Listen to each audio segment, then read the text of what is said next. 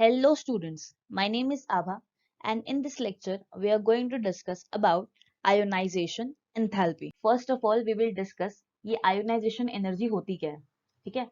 So the definition is it is the amount of energy required to remove most loosely bound electron from an isolated gaseous atom of an element to form positive gaseous ion in its ground state. ठीक है, अब इस definition का मतलब क्या है इसको थोड़ा सा समझते हैं। ठीक है, अब मान लो एक एटम है आपके सामने। ठीक है, अब इस एटम के पास ये जो है ये सारे इलेक्ट्रॉन्स प्रेजेंट है, ये वैलेंस शेल में है। ठीक है, अब इस एटम को पहले हम गैसियस स्टेट में लाएंगे।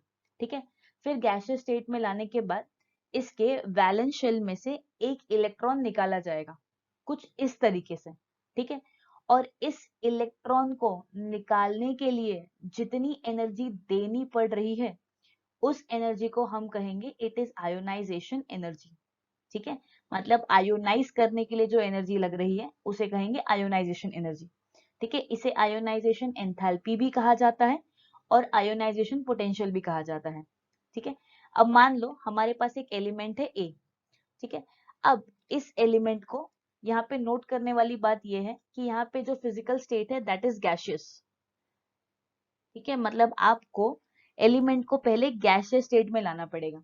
ठीक है, फिर आप क्या करेंगे उसमें से सबसे लूजली बाउंड जो इलेक्ट्रॉन होगा उसको निकालेंगे। ठीक है, एंड जैसे ही आप इलेक्ट्रॉन निकालोगे तो चार्ज क्या आ जाएगा, पॉजिटिव। ठीक है, तो ये बन गया ए पॉजिटिव। अगेन ये जो कैटायन बना है, ठीक है, ये कैटायन है गैसियस स्टेट में। ठीक है, तो एक इलेक्ट्रॉन लूज करके ये कैटायन बन गया।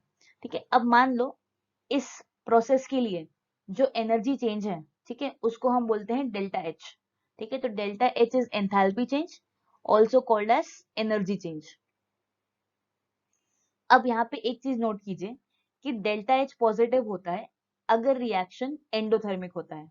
ठीक है, और एंडोथर्मिक रिएक्शन क्या होते हैं, ऐसे रिएक्शन जहां पे एनर्जी एब्सॉर्ब हो रही है। ठीक है, तो उस प्रोसेस को हम कहते हैं एंडोथर्मिक। ठीक है, और अगर प्रोसेस एंडोथर्मिक है तो डेल्टा एच पॉजिटिव हो जाएगा।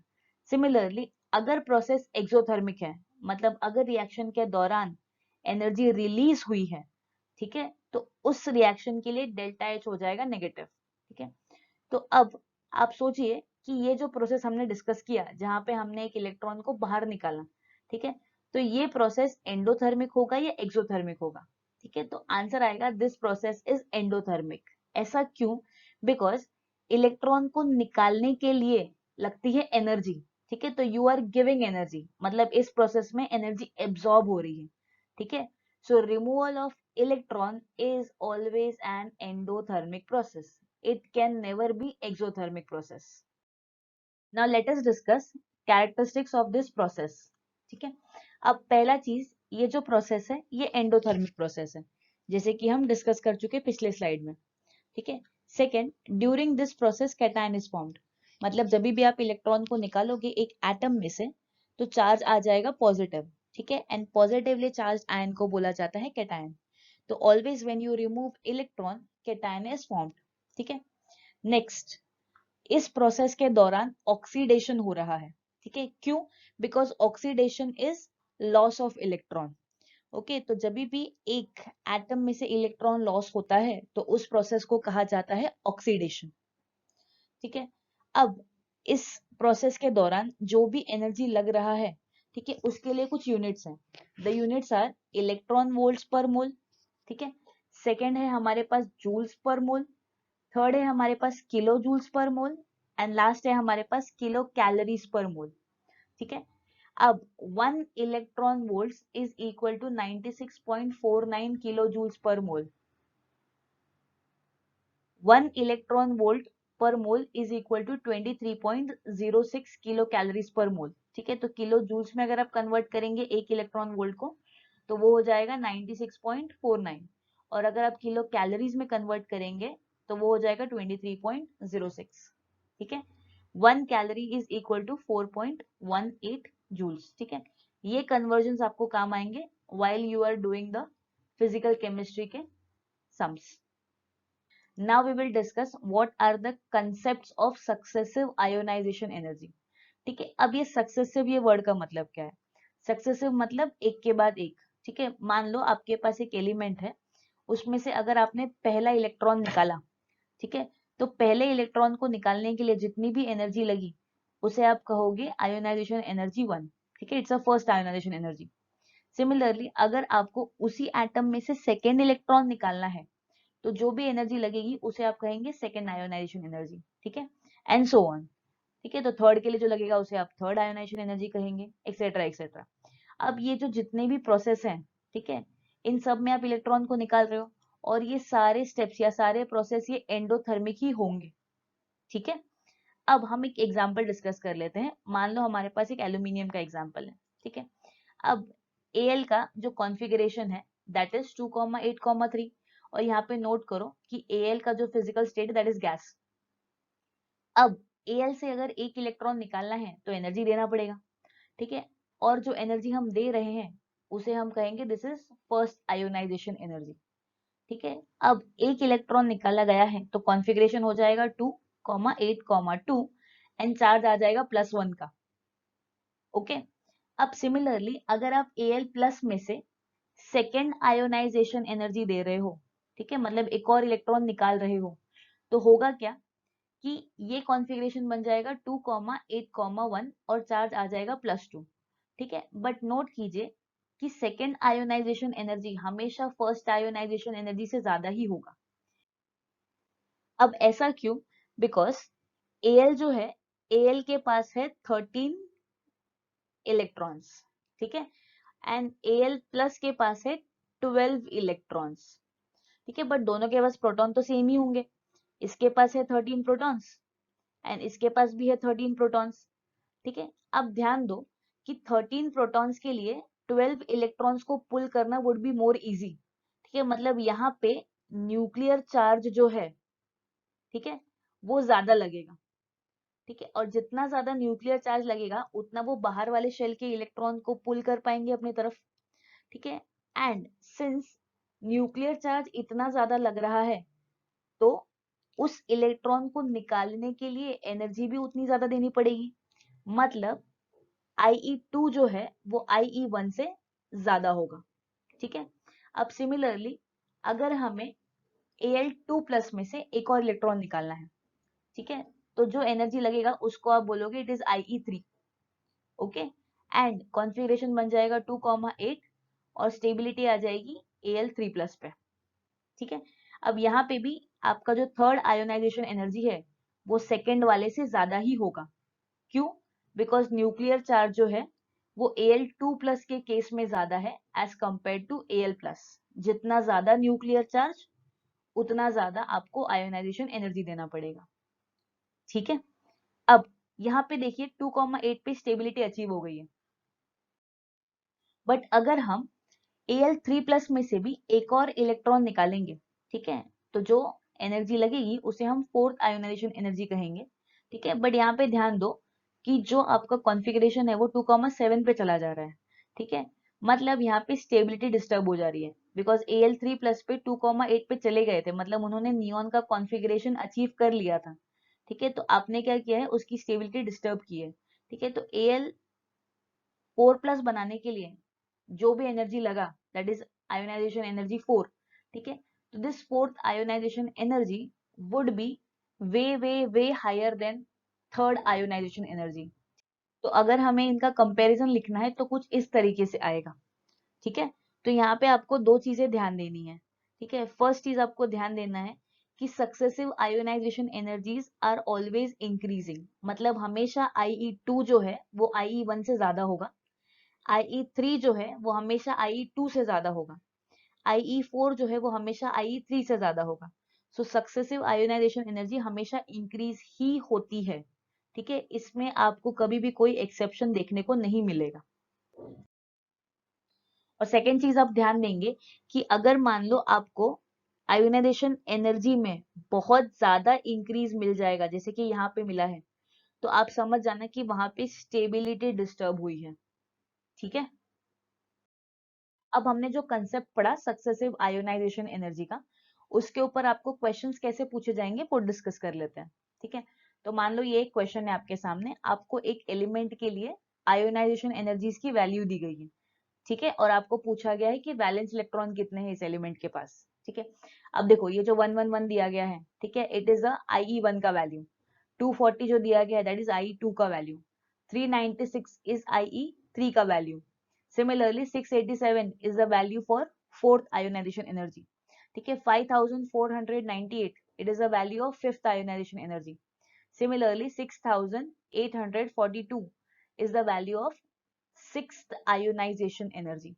ठीक है, तो जैसे कि आप यहाँ पे देख रहे हो कि first, second, third and fourth तक आयोनाइजेशन एनर्जी उतना इंक्रीज नहीं हुआ, बट जैसे ही आप फोर्थ से फिफ्थ की तरफ जा रहे हो तो आयोनाइजेशन एनर्जी की वैल्यू में बहुत ज्यादा इंक्रीज आ रहा है। मतलब फोर्थ इलेक्ट्रॉन तक निकालना आसान था, ठीक है, इतनी ज्यादा एनर्जी नहीं लग रही थी, बट जैसे ही आप फिफ्थ इलेक्ट्रॉन निकालने गए तो यहाँ पे क्या हुआ, स्टेबिलिटी डिस्टर्ब हो गई। मतलब ये जो एलिमेंट है इसके वैलेंस शेल में कितने इलेक्ट्रॉन होंगे, 4 होगा। ठीक है, जैसे ही आप पांचवा इलेक्ट्रॉन निकालने जा रहे हो तो आप उसकी स्टेबिलिटी डिस्टर्ब कर रहे हो। इसके लिए फिफ्थ आयोनाइजेशन एनर्जी आपको बहुत ज्यादा दिखने को मिल रही है। ठीक है, तो ये जो है ये कौन से ग्रुप का एलिमेंट है, it is of group 14 because it is having 4 valence electron. ठीक है, और इस एलिमेंट की कॉन्फ़िगरेशन भी अगर पूछी जाएगी तो इट विल बी NS2NP2। ठीक है, यहाँ पे 2 इलेक्ट्रॉन, यहाँ पे 2 इलेक्ट्रॉन, सो 4 वैलेंस इलेक्ट्रॉन। ठीक है, चलो now we will discuss what are the factors which are influencing the ionization enthalpy. तो पहला जो फैक्टर है वो है एटॉमिक साइज का, या तो आप नंबर ऑफ शेल्स भी कह सकते हो। ठीक है, अब जितना नंबर ऑफ शेल इंक्रीज होगा उतना इलेक्ट्रॉन दूर चला जाएगा न्यूक्लियस से। ठीक है, मतलब उतना उस इलेक्ट्रॉन पे न्यूक्लियर चार्ज कम लगेगा। ठीक है, तो इस इलेक्ट्रॉन को निकालना आसान हो जाएगा। ठीक, we can say that atomic size is inversely proportional to the ionization energy.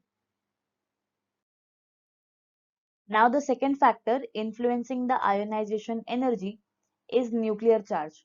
ठीक है, अब इलेक्ट्रॉन्स पे जितना ज्यादा न्यूक्लियर चार्ज लगेगा, ठीक है, उतना वैलेंस शेल को इलेक्ट्रॉन को निकालना डिफिकल्ट हो जाएगा। मतलब higher the nuclear charge greater will be the ionization energy. ठीक है, तो हम बोल सकते हैं कि nuclear charge is directly proportional to ionization energy. The third factor influencing the ionization enthalpy is shielding effect और screening effect।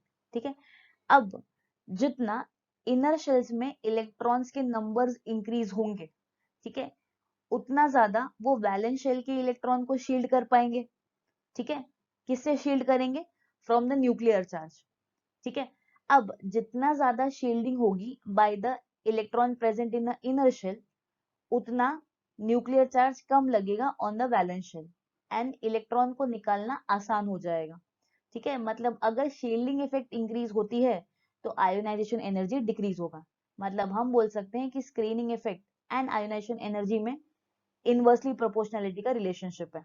ठीक है, अब शील्डिंग में भी ज्यादा शील्ड कौन करेगा, एस के ऑर्बिटल, पी के ऑर्बिटल, डी के ऑर्बिटल या एफ के ऑर्बिटल। ठीक है, तो ये डिस्कशन हमने शील्डिंग इफेक्ट में किया था कि एस ऑर्बिटल में जो इलेक्ट्रॉन होते हैं, ठीक है, उनकी शील्डिंग सबसे ज्यादा होती है, followed by P, followed by D and the last one is F. ठीक है, तो एफ ऑर्बिटल के जो इलेक्ट्रॉन होते हैं they have very poor shielding effect.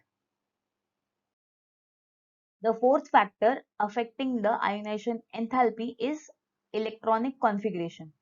ठीक है, अब हाफ फिल्ड या जो फुल फिल्ड का कॉन्फ़िगरेशन आता है, ठीक है, जैसे कि यहाँ पे देख लीजिए, यहाँ पे p ऑर्बिटल का रिप्रेजेंटेशन दिया गया है एंड p ऑर्बिटल में मैक्सिमम आप 6 इलेक्ट्रॉन को अकोमोडेट कर सकते हो। ठीक है, तो यहाँ पे 3 इलेक्ट्रॉन अकोमोडेट किए गए हैं, मतलब it is exactly half filled. ठीक है, यहाँ पे p ऑर्बिटल को पूरी तरीके से भर दिया है, यहाँ पे 6 इलेक्ट्रॉन है और ये s का रिप्रेजेंटेशन है जो मैक्सिमम 2 इलेक्ट्रॉन को होल्ड कर सकता है। ठीक है, तो जो half filled and full field electronic configuration होती है वो एक्स्ट्रा स्टेबल होती है। ठीक है, और ये हम कह रहे हैं बिकॉज ऑफ हंट्स रूल। ठीक है, तो हंट्स रूल हमको क्या बोलता है कि half filled and full field atomic orbitals, ठीक है, they are more stable.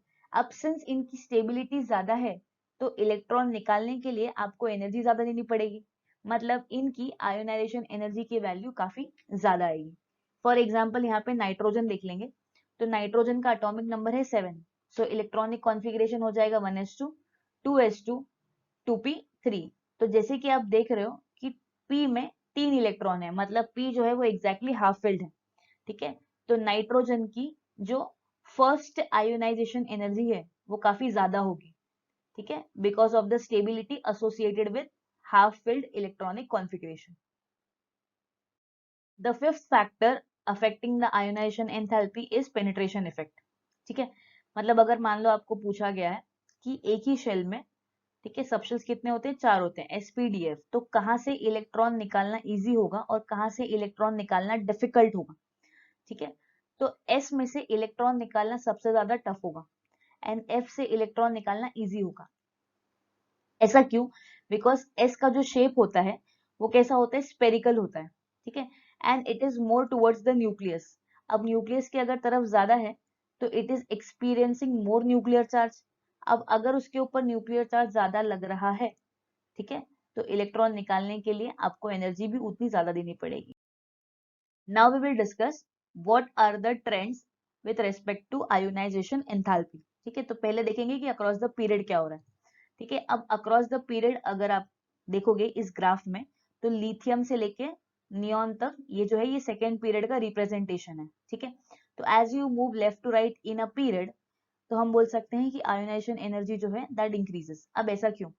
Because left to right atomic number increase होता है, जिसके कारण न्यूक्लियर चार्ज इंक्रीज हो जाएगा, ठीक है। बट यहाँ पे number of shell remains the same, as a result of which the atomic size decreases, ठीक है। तो अगर आपका न्यूक्लियर चार्ज इंक्रीज हो रहा है, एटॉमिक साइज डिक्रीज हो रहा है, तो आयोनाइजेशन एंथैल्पी विल इंक्रीज, ठीक है। तो अगर आपसे पूछा जाएगा कि एक पीरियड में हमेशा किस एलिमेंट की आयोनाइजेशन एंथैल्पी सबसे कम होगी, तो आप बोलोगे एल्कली मेटल। तो यहाँ पे देख लो Li जो है, जो कि एल्कली मेटल है, तो इसके लिए सबसे कम है आपका आयोनाइजेशन एंथैल्पी। एंड अगर आपको पूछा जाएगा कि in a period which element has a maximum ionization enthalpy, तो आप कहोगे इनर्ट गैस, ठीक है, जैसे कि यहाँ पे नियॉन के केस में हम देख रहे हैं, ठीक है। तो नियॉन जो है, ठीक है, इनर्ट गैसेस जो होते हैं वो काफी ज्यादा स्टेबल होते हैं, उनकी रिएक्ट करने की टेंडेंसी नहीं होती, ठीक है, क्योंकि उनके ऑक्टेट कंप्लीट होते हैं, ठीक है। तो इसके लिए उनकी जो आयोनाइजेशन एंथैल्पी की वैल्यू है वो काफी ज्यादा होता है।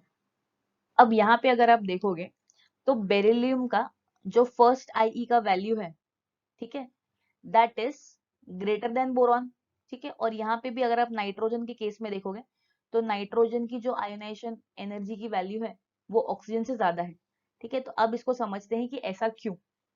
अब लिथियम का जो एटॉमिक नंबर है दैट इज 3, तो कॉन्फ़िगरेशन क्या हो जाएगा, ये 1s2 2s1, ठीक है। बेरिलियम का जो एटॉमिक नंबर है दैट इज 4, तो कॉन्फ़िगरेशन हो जाएगा 1s2 2s2, ठीक है। सिमिलरली बोरॉन जो है, बोरॉन के लिए एटॉमिक नंबर होता है 5, तो कॉन्फ़िगरेशन हो जाएगा 1s2 2s2 2p1, ठीक है। अब यहाँ पे अगर आप बेरिलियम के केस में देख रहे हैं तो जो 2s का सबशेल है, ठीक है, इसमें 2 इलेक्ट्रॉन है, मतलब दिस इज कंप्लीटली फिल्ड, ठीक है। और हमने अभी जस्ट डिस्कस किया कि कंप्लीटली फिल्ड या हाफ फिल्ड जो एटॉमिक ऑर्बिटल्स होते हैं उनकी स्टेबिलिटी ज्यादा होती है, ठीक है। और अगर स्टेबिलिटी ज्यादा है तो आयोनाइजेशन एनर्जी भी ज्यादा होगी, ठीक है। तो लिथियम से अगर आप बेरिलियम के तरफ जाएंगे तो होगा क्या कि आईई की वैल्यू इंक्रीज होगी, बट अगर आप बेरिलियम से बोरॉन के तरफ जाएंगे तो आईई की वैल्यू डिक्रीज होगी।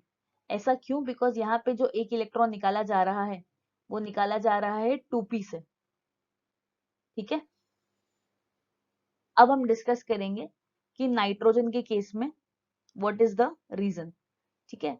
तो अगर आप नाइट्रोजन देखोगे, पहले हम डिस्कस कर लेते हैं कार्बन का इलेक्ट्रॉनिक कॉन्फ़िगरेशन। तो कार्बन का एटॉमिक नंबर क्या होता है, 6, तो इलेक्ट्रॉनिक कॉन्फ़िगरेशन हो जाएगा 1s2 2s2 2p2, ठीक है। नाइट्रोजन क्या हो जाएगा 1s2 2s2 2p3, क्यों? बिकॉज उसका अटोमिक नंबर 7 होता है।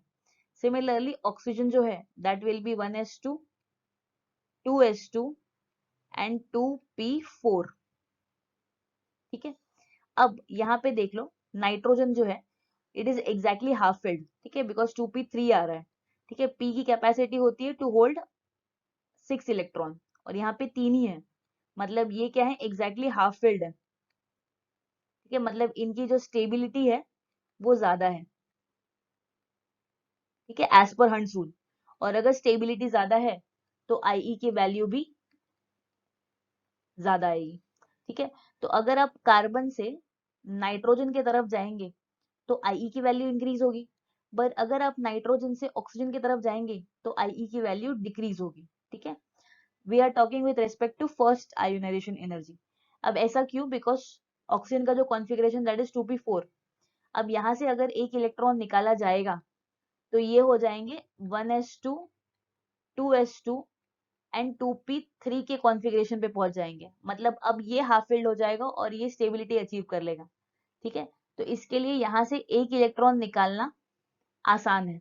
ठीक है, so here we need to remember that we observe a high with respect to ionization energy in group 2 that is alkaline earth metal, और group 15 में हमें थोड़ा सा राइज मिलता है आयोनाइजेशन एनर्जी में। ठीक है, अब हम देखेंगे कि डाउन द ग्रुप क्या हो रहा है। ठीक है, अब आप डाउन द ग्रुप अगर जाते हो तो नंबर ऑफ शेल इंक्रीज होता है।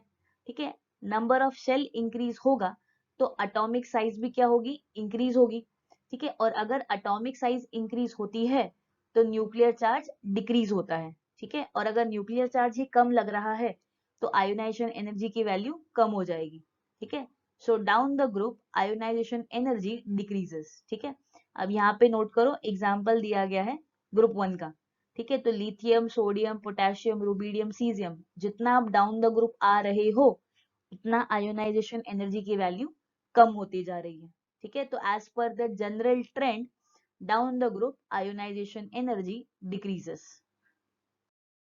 तो हमने क्या पढ़ा कि अगर आप अक्रॉस द पीरियड जाते हो पीरियोडिक टेबल में, ठीक है, तो आयोनाइजेशन एंथैल्पी इंक्रीज होता है। ऐसा क्यों? Because in a period all the elements have same number of shell. ठीक है, बट एटॉमिक नंबर तो इंक्रीज होता है, as a result of which nuclear charge increases and atomic size decreases. ठीक है, और डाउन द ग्रुप होता क्या है कि आयोनाइजेशन एनर्जी की वैल्यू डिक्रीज होती है। ऐसा क्यों? Because down the group number of shell increases, और अगर नंबर ऑफ शेल इंक्रीज हो रहा है तो न्यूक्लियर चार्ज डिक्रीज होगा। ठीक है, as a result of which ionization energy decrease होगा। ठीक है, और अगर आपको पूछा जाएगा कि एक पीरियड में कौन सा ऐसा एलिमेंट है जिसकी आयोनाइजेशन एनर्जी सबसे कम होगी, तो आप कहेंगे एल्कली मेटल्स। ठीक है, और अगर आपको पूछा जाएगा कि in a period which is the element having highest ionization energy, तो you will say it is noble gas. ठीक है, so this was the discussion with respect to ionization energy. I hope you have understood this. Thank you.